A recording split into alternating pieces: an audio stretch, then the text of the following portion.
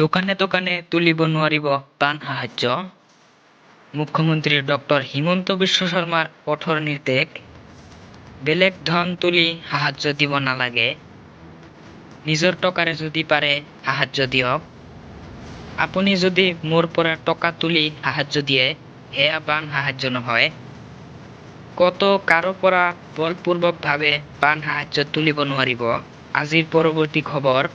বানপানীৰ পিছত মিয়া আনিম বুলি যদি ভাবিছে সেয়া হ'ব নিদিও। আজমলে ঘৰিয়ালৰ চকুপানী টুকি লাভ নাই। বানৰ বুজক লৈ উজনি অসমক মিয়ালেণ্ড কৰিবলৈ দিয়া নহ'ব। মৰি যাম কিন্তু উজনি অসমক মিয়ালেণ্ড হ'বলৈ নিদিও। বানৰ পৰিস্থিতি শাম কটাৰ পিছতে অসমৰ পৰা খেদিব লাগিব মিয়া। বানৰ সময়তে মিয়াক লৈ বিতৰ্কিত মন্তব্য অসমীয়া যুৱ মঞ্চৰ নেতা আকাশ শইকীয়াৰ। আজিৰ পৰৱৰ্তী খবৰ। পুনৰ ভাৰতীয় সেনা আৰু চীনা PLAৰ মুখামুখি অৱস্থান। দুই দেশৰ সেনাৰ মুখামুখি অৱস্থানৰ অভিযোগ। টাকচিন চাৰ্কলত ভাৰতীয় সেনাৰে মুখামুখি চীনা সেনা। কেইখনমান বিশেষ ছবি ভিডিঅ'ই উদঙাইছে অৰুণাচল চৰকাৰৰ মিথ্যাচাৰ। অৰুণাচলত PLAৰ আগ্ৰাসনৰ কথা অস্বীকাৰ কৰিছিল চৰকাৰে। চীনা সেনাৰ কাৰ্যকলাপৰ কথা অস্বীকাৰ কৰিছিল ৰাজ্যখনৰ গৃহমন্ত্ৰী মামা নাটুঙে। 25 জুলাইৰ পৰা উত্তেজনা অব্যাহত থকাৰ দাবী উচ্চ পৰ্যায়ৰ সূত্ৰৰ। এতিয়ালৈকে এই দাবীৰ হোৱা নাই কোনো আনুষ্ঠানিক নিশ্চিতকৰণ। ফটো আৰু ভিডিঅ'ই চৰকাৰী দাবীৰ ওপৰত উত্থাপন কৰিছে নতুনকৈ প্ৰশ্ন।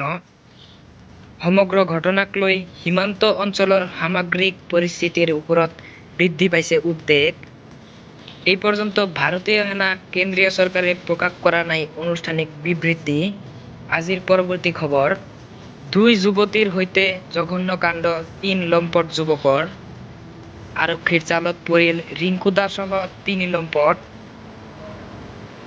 কাছাৰৰ ধলাইত মিজো যুৱতীৰ শ্লীলতাহানিক লৈ চাঞ্চল্য।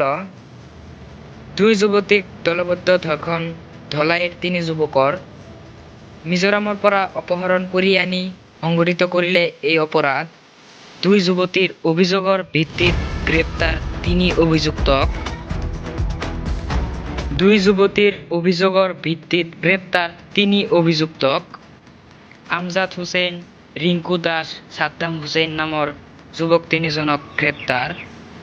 4 আগষ্টৰ নিশা শিলচৰ আইজল ৰাষ্ট্ৰীয় ঘাইপথত সংঘটিত হয় ঘটনা। এখন 4-চকীয়া বাহনেৰে মিজোৰামৰ কোলাশিবৰ পৰা দুই যুৱতীক অপহৰণ। ধৰ্ষণ কাণ্ডৰ পিছতেই দুই যুৱতীক ৰাষ্ট্ৰীয় ঘাইপথত পেলাই থৈ পলায়ন 3 অভিযুক্তৰ। অভিযোগ লাভ কৰিয়েই কাছাৰ আৰক্ষীয়ে ক্ষীপ্ৰতাৰে গ্ৰহণ কৰে ব্যৱস্থা।